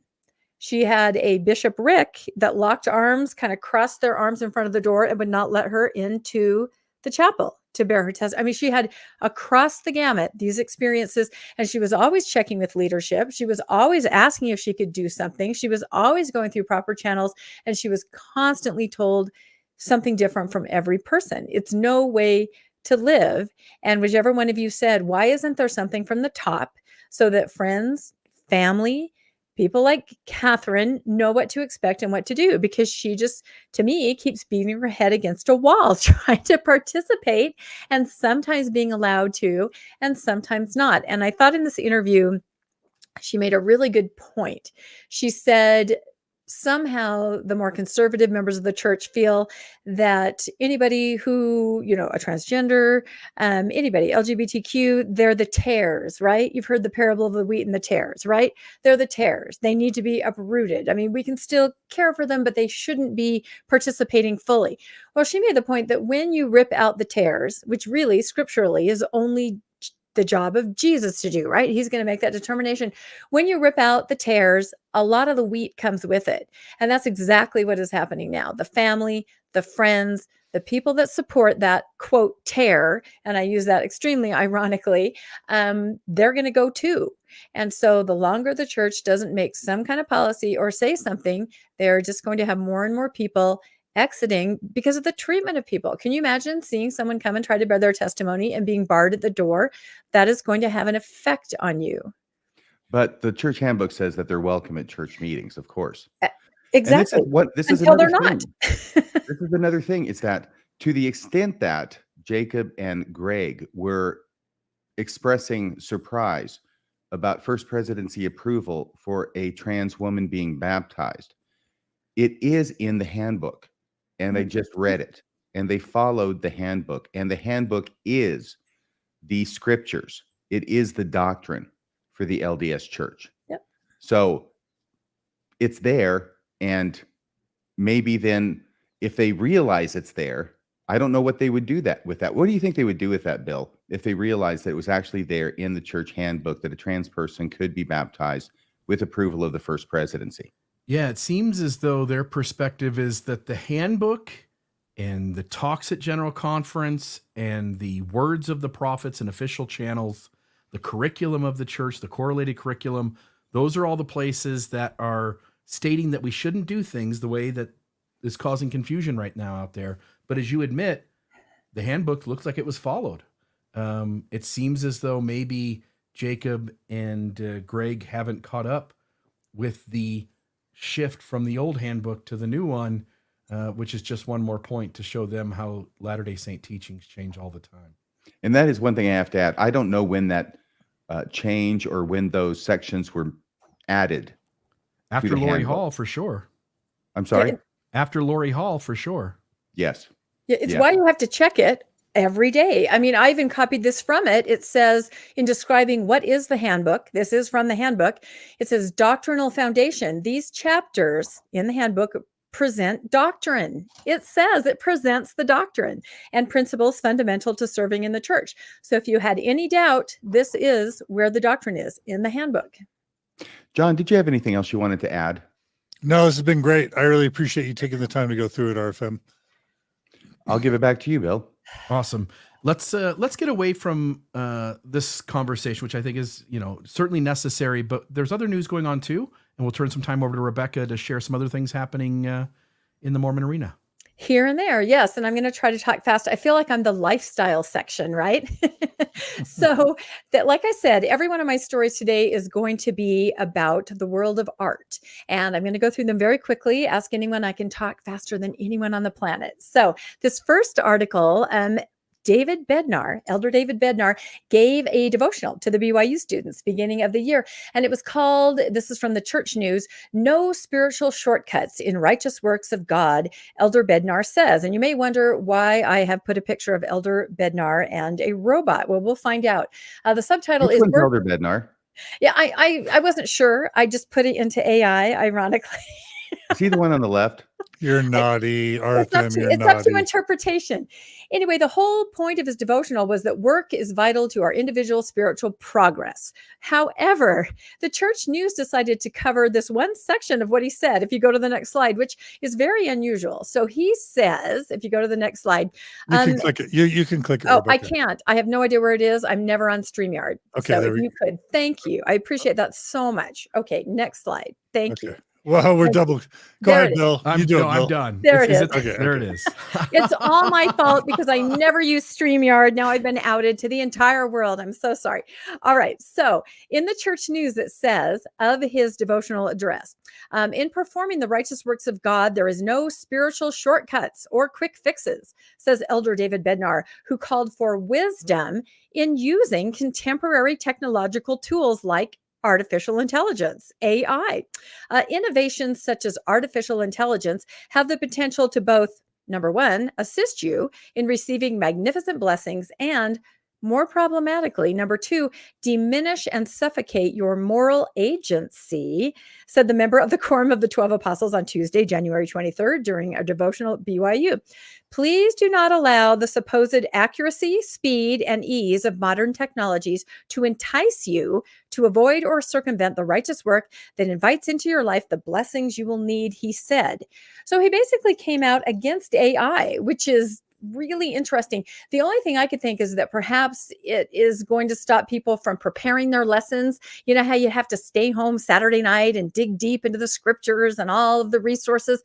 Maybe now with ChatGPT, you don't have to. So I went back out online to see if there was any other article about what is the church's stance on AI. I found an article in LDS Living, I think it is, if we can go to the next slide. Yeah. And at first I thought this was, how interesting. This is a real article.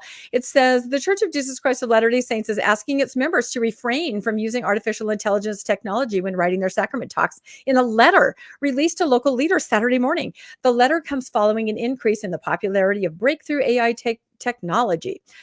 This new cutting-edge technology is very powerful, but like all technology, should be used with great care. Brother Chuck Babbage. Okay, right there I started thinking, what kind of article is this? Director of Church Meeting Procedures wrote, effective immediately, we are inviting members to refrain from using this new technology to write sacrament talks, conduct firesides, seminary lessons, and even general conference talks. It is counterproductive to the personal growth of members of the Church of Jesus Christ of Latter-day Saints. In the release, the church director specifically mentioned ChatGPT as well as Bard and Bing. We believe this new technology can be beneficial in certain areas, but it can inhibit spiritual growth if relied upon for certain church activities, the letter released from the church read. It is our hope that members will develop their own spiritual growth by diving into scriptures, studying general conference talks, and receiving revelation from the Holy Ghost to prepare this for sacred church meetings. The church concluded by saying that all artificial intelligence websites will be blocked at church meeting house Wi-Fi, and ChatGPT was used to assist in writing this article. This came out on April 1st. This was a joke last April. However, flash forward to January, it seems to me that the sentiments in the article are real. This is basically what Elder Bednar said. So April Fools to all of you. Another thing that I came across as I was reading, and I wanted to make everybody aware of this, is something called LDS bot. So this is, you know what? First, I'll read this. This I found on social media. Everybody was talking about this takedown of AI. So somebody on Ex-Mormon Reddit said, stupid is as stupid does. The church's knee-jerk reaction to any technological or scientific advance is distrust and fear-mongering. If it can potentially harm the church and it threatens to weaken their ability to control the narrative, then it's going to be of Satan. Then they will totally use AI to further their own purposes while still giving doom and gloom warnings to rank and file members to never trust in anything that comes from AI sources unless it's from authorized church AI sources, which I thought was really, really well said. And again, I used AI to make that, Elder Bednar.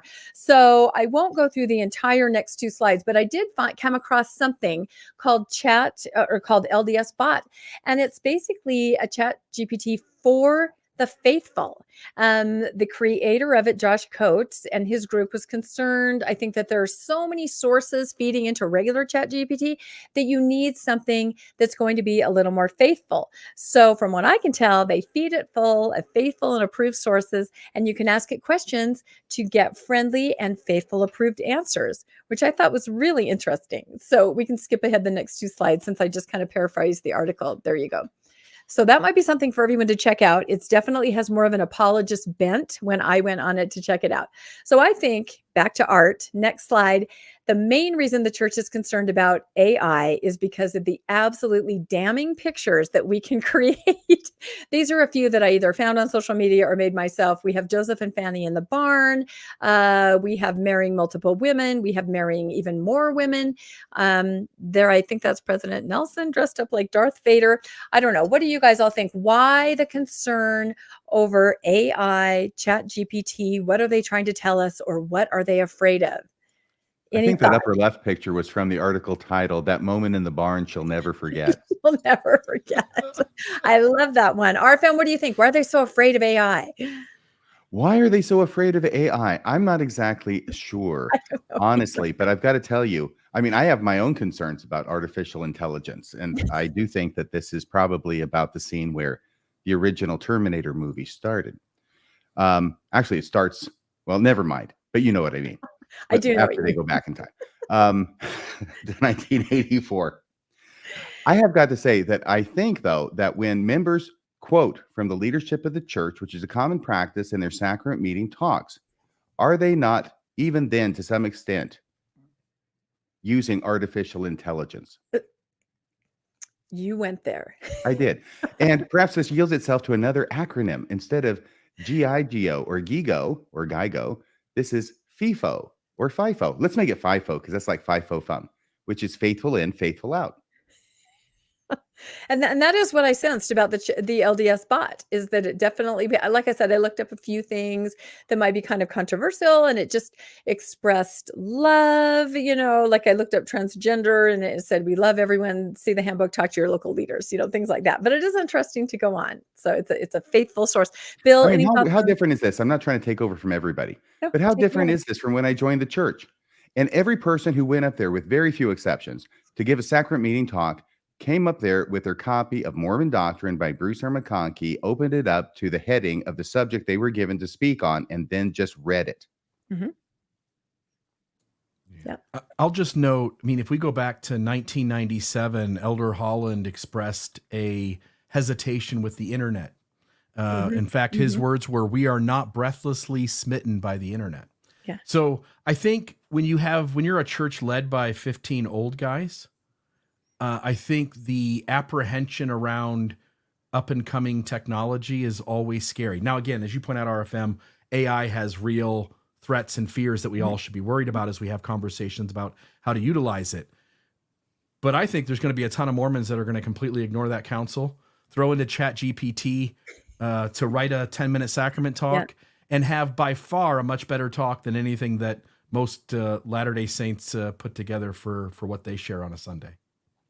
Yeah, 100%. I had not heard that quote by President Holland about being smitten by the internet. And I feel that the church sort of has been smitten by the internet, if you use the word in a different way, hasn't it? Just, John, any thoughts?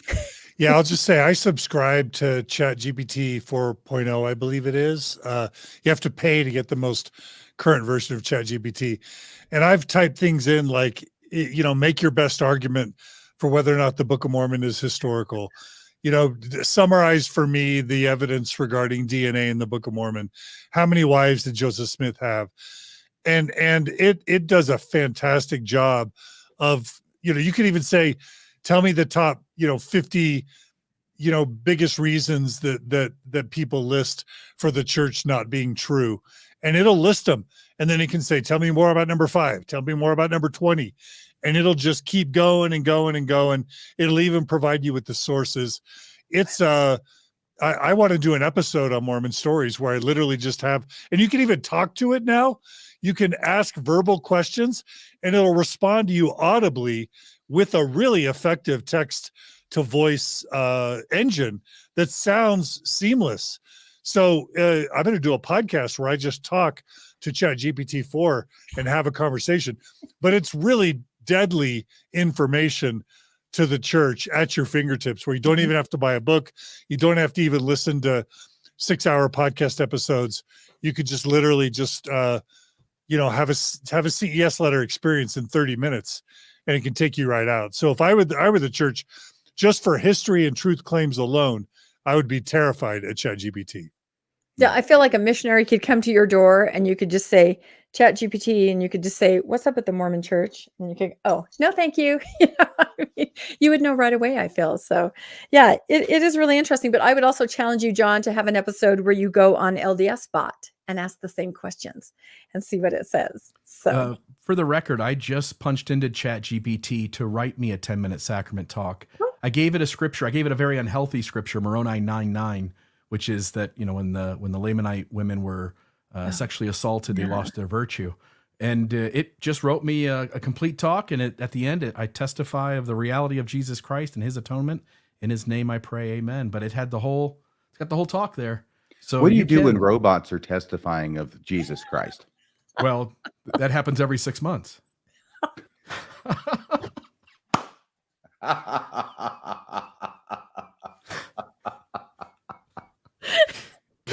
What do you do? oh my gosh, I almost feel we should end on that. Like I can't even see anymore because I'm laughing so hard and my eyes are watering. So should we cut my last two stories and bump them somewhere else for sake of time, everybody? What do we think? Up to you. No, your stuff's too good. We don't want to shortchange you. I'll just paraphrase it really quick because it is pretty interesting. So, all right, on to our next slide. So the next thing that I came across having to do with artwork is an article that says, "That's not Jesus. LDS artists team up to challenge the image of white Jesus." And if you go to the next slide, this is the article. I'll just paraphrase. There's going to be an art exhibit at the Writ and Vision. This is in Provo. It's going to start on February 2nd. And the question is, why paint Jesus as a man with dark skin? Because odds are that's how he looked. Plus, it's what he would do. So they definitely want to focus on depictions of Jesus chosen based on their emphasis on cultural expression and historical accuracy is what they say on their website. So if we go to the next slide, which I think is, this was on social media, on Twitter. I don't know, did we figure out if we could play it? Yeah, let me just talk for 10 seconds. Yeah, that's fine.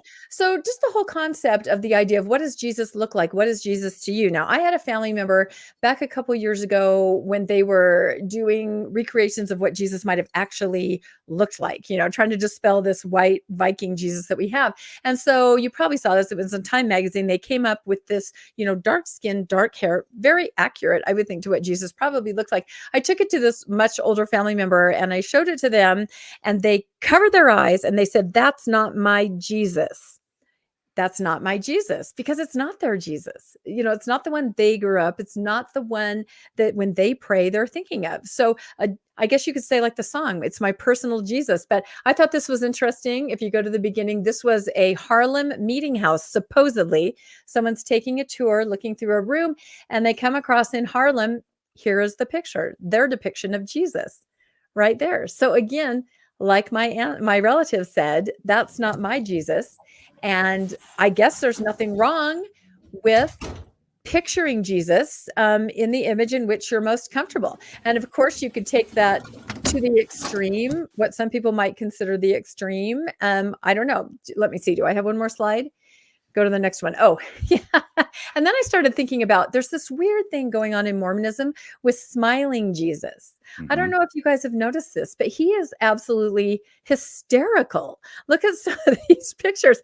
And I wonder if it has something to do with the chosen, maybe trying to portray somebody as more accessible when in the past he's been more ethereal and now he's accessible. The other trend I see, the picture in the middle is just super handsome romance novel Jesus, right? These are the kind of pictures that are hanging in a lot of faithful households. So I don't know. What are you guys' opinions about making Jesus more accessible, making Jesus more what means something to you personally? And also, what's up with smiling Jesus? RFM. I think the laughing Jesuses are symbolic of the fact that Jesus is now watching Mormonism live.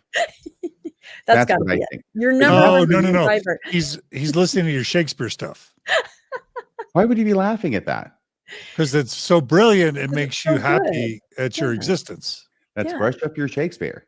But anyway, no, and we have to remember that the very first time laughing Jesus was done, which has been some decades ago, it was considered blasphemous by many people. But now that blasphemy is becoming more mainstream. Exactly. So it's not so blasphemous anymore. And we think about a Jesus as smiling, a Jesus is laughing, as not being something that's blasphemous, but something that shows another aspect of the character which we attribute to him. Yeah. What did the first line of that article mean anyway? If Jesus painted a picture of himself, it would be as a dark-skinned Jesus. Is that what it was Yeah, saying? I wasn't sure once I read it. It didn't make much sense, but you're right. I think they just were making a joke, not a joke, but an observation, WWJD, because he's loving and inclusive. He would encourage anybody to imagine him in a way that would mean something to them personally and make them comfortable. I think that's how Yeah, I maybe. I'm not a mind reader when it comes to Jesus, but I will say that I think that people create God in their own image. Yeah. And I think there's a reason for that. And I think that it's largely probably a positive thing. I think So so they too. identify with their deity. Yeah, I think there's been times, though, especially in the LDS church, where you could not do that. I mean, I remember going to Fifth Sunday meetings about 15 years ago where they said, don't even use the word Jesus. It has to be very serious, very sacred. Use Savior, Jesus Christ. I mean, talk about keeping somebody at arm's length. You were really not encouraged to have this idea of smiling, heaven forbid, a smiling Jesus. But I think the trend is a little different now with something like The Chosen, where you see Jesus as a common person and more accessible. What do you think, Bill? I have to follow up before Oh, Bill or John yeah, speak, of because course I you think do. that as I think about it more, yeah, positive things, but also negative things. When Jesus is your own ethnicity, I mean, he's got to be some ethnicity. Yes. If he's yours, there's positive, relationship, but there's also the possibility, very real, of excluding others who don't belong to the same ethnicity as Jesus, who happens to belong to yours. Like Viking Jesus that we've had forever. Viking Jesus, blonde, blue-eyed Viking Jesus. Yes, Bill. Do you well, two things. One is that obviously we have no clue what the Savior looks like. We even have prophets in the Restoration who disagree on the Savior's eye color. So we don't have a clear-cut picture even when we're led by prophets who talk to him on a regular basis.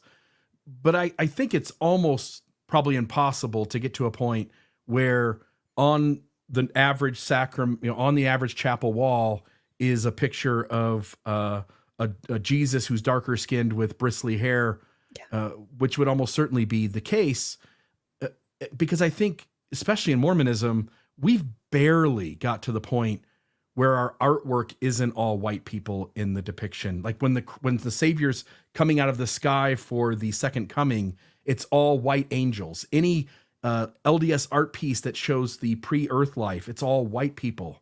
Mormonism has barely gotten to the moment where it will allow Christ to be surrounded by multiple ethnicities of people. And so I think we are probably still 40, 50, 60 years away from making any kind of nudge on allowing an average picture to be a darker skinned Jesus.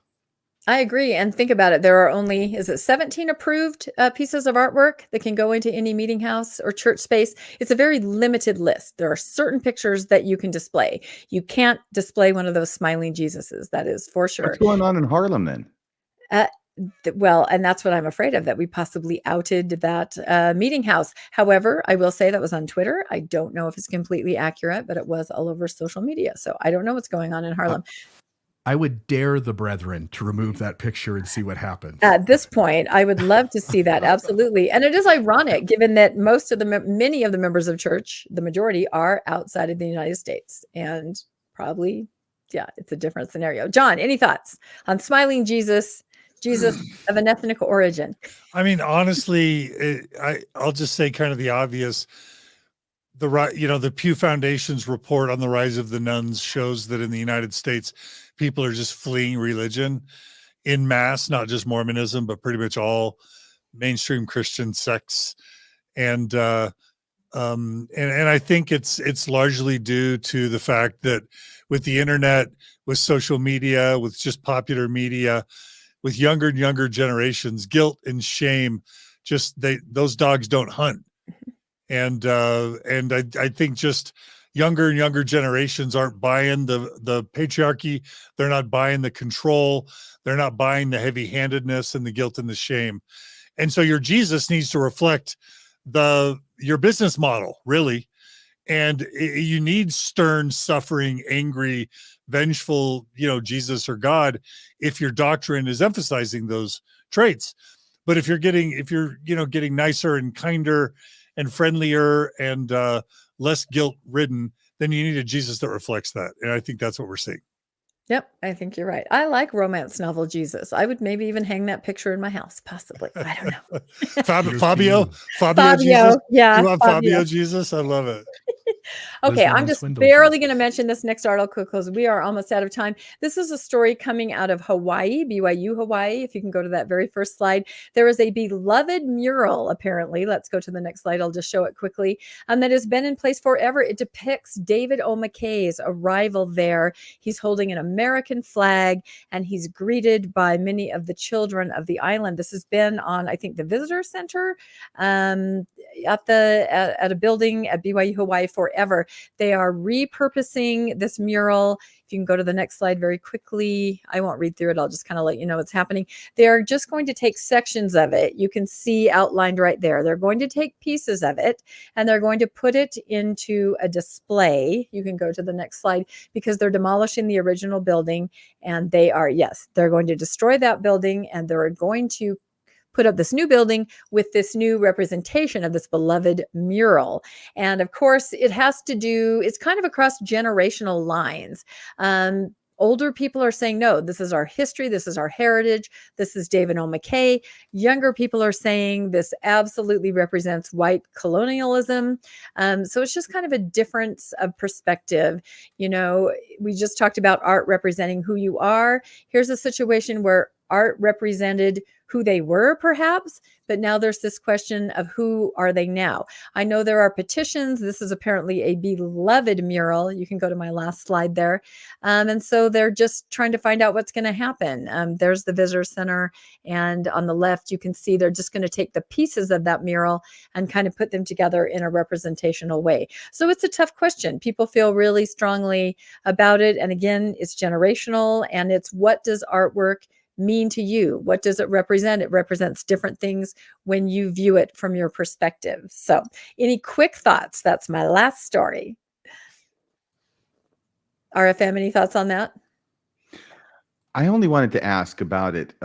This is in Hawaii, right? Yeah, this is at BYU Hawaii, and the mural it's a mosaic, and it has been there forever.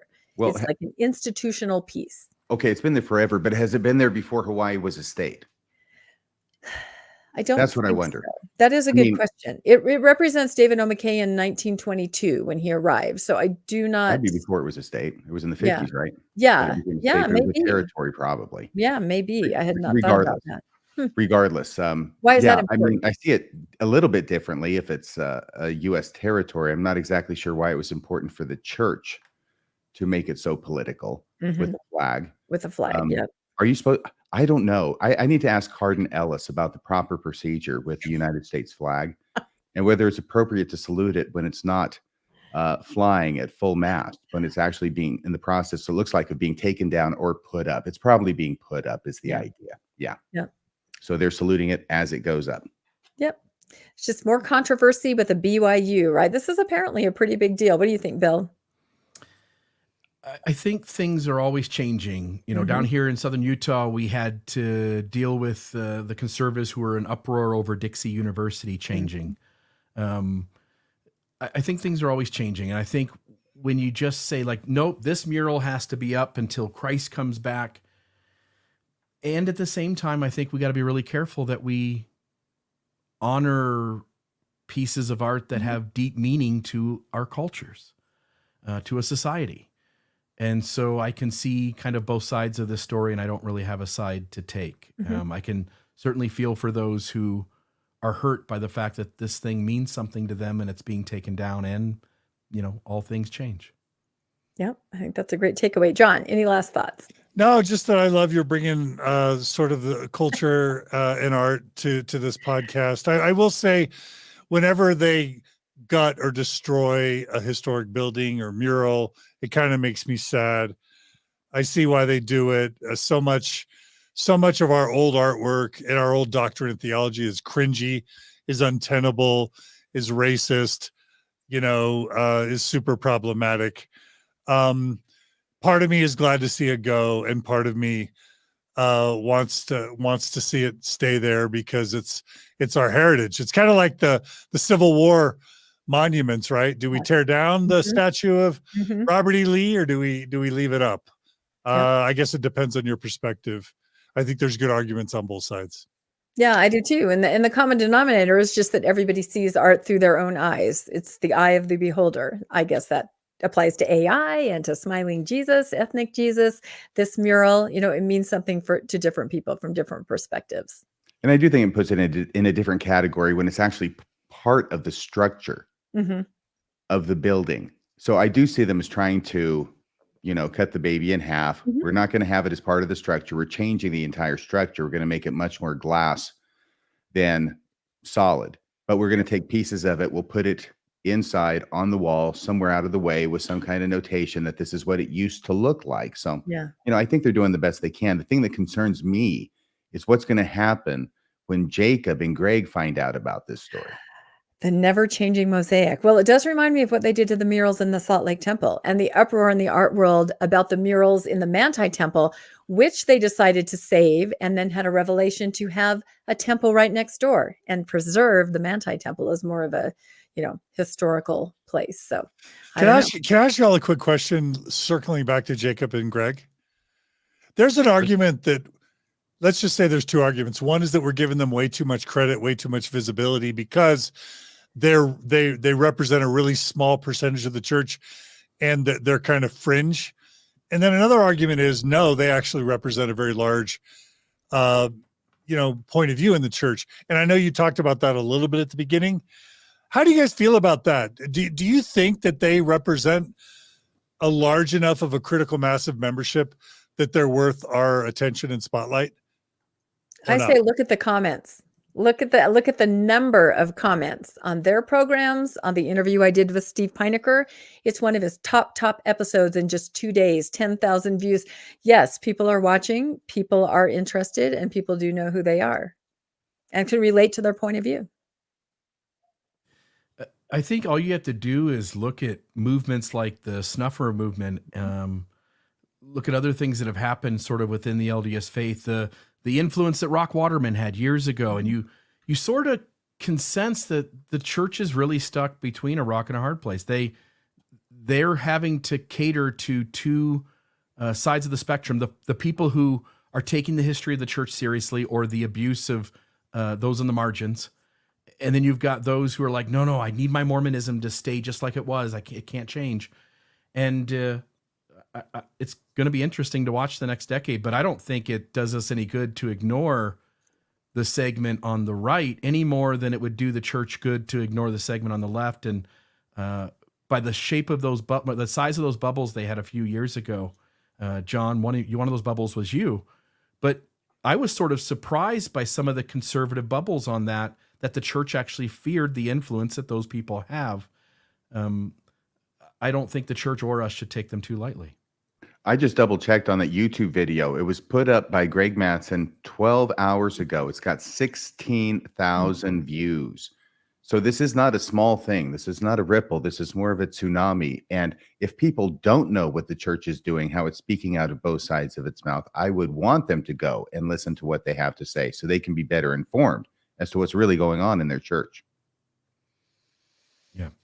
Awesome. Fascinating. Okay, really quickly, really fast. 5 years from now, Jacob Hansen and Greg Mattson, are they members or not? Rebecca, are they members in good standing? Active members in good standing 5 years from now? That's a hard one because I don't know if that if same-sex marriage will happen within 5 years. If it does, I feel like they said on the podcast I was on, they would both stay in. However, they would kind of be on the fringes, trying to make changes from within or not necessarily sustaining the brethren, but still in. So you're saying they're both in 5 years? I think that they would try their hardest to stay in until it became impossible. But there's also the effect of apologists tend, like David Bokovoy or others like him. Sometimes, Bill, you start out as an apologist. Even I thought I'd be in forever. RFM. Yeah. Actually, Bill, RFM, and me, we all were apologists at one point. Bill, what's your prediction on Jacob and Greg? I remember a time where I swore I would never be on the outside of the church. I think the more you think, the more you read, the more you wrestle with, the harder it is to keep it all together. All right. My prediction on Jacob Hansen and Greg Mattson 5 years in the future is that they will both still be members. And on top of that, they will both be married to each other in the temple. That's my prediction. Yay. I love it. All right, Bill, back to you. Awesome. Grateful for the three of you for everything you guys brought to the table tonight. I just want to urge those who are viewing this live or after we've done the live show, if you watch it already pre-recorded, please go to the various channels. You've got Rebecca Biblioteca in the channel Mormonish. You've got Radio Free Mormon with a couple of podcasts, one of them after his name, Radio Free Mormon, and the other one is Mormon Sunday School. You're welcome to mention the Shakespeare one, but I wanted to make sure I got the two Mormon ones in RFM. And then there's Mormon Stories with John DeLynn, and also Mormonism Live that Radio Free Mormon and myself do together. Please subscribe and like to those channels. It certainly helps all of us get these kinds of productions in front of more eyes and ears.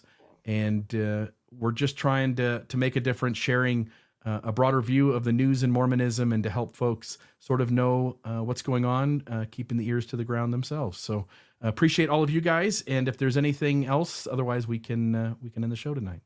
If y'all want, please donate to your favorite podcast, meaning Radio Free Mormon. Become a monthly donor, because all of these creators up here need your financial support, including Mormonish, to keep the lights on. So please become a monthly donor to all of these podcasts, especially Radio Free Mormon. Especially.